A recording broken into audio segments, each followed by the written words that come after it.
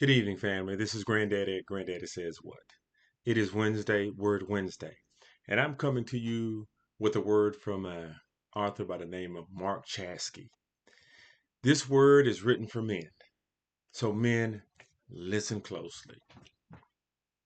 For his bride, he left heaven's glory. For his bride, he was willing to wiggle in Bethlehem's manger and work in a Nazareth's workshop. For his bride, he was numbered with the transgressors in his baptism. For his bride, he endured near starvation and satanic temptation in the wilderness. For his bride, he absorbed years of public ministry abuse by a wicked and an adulterous generation.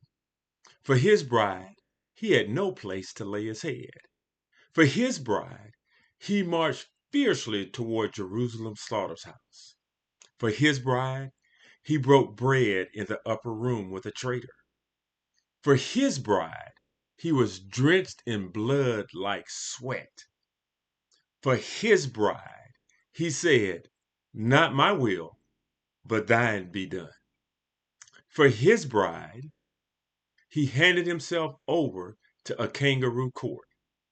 For his bride, he was again and again spat upon and struck in the head.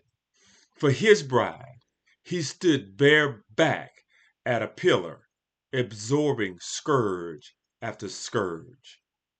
For his bride, he was mocked while holding a reed scepter.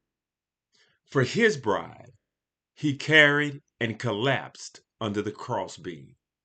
For his bride, he was stripped naked. For his bride, he accepted the spikes into his hands and feet. For his bride, he was lifted up between heaven and earth as an accused spectacle. For his bride, he hung his head before wagging scoffers. For his bride, he gasped for breath and cried out, my God, why hast thou forsaken me?" For his bride, he finished it and died. My brothers, you husbands, and you soon to be husbands, I have this one question. What are you willing to do for your bride? Christ was willing to make every sacrifice for his bride. Are you willing to go that mile for yours? This is Granddaddy at Granddaddy Said What?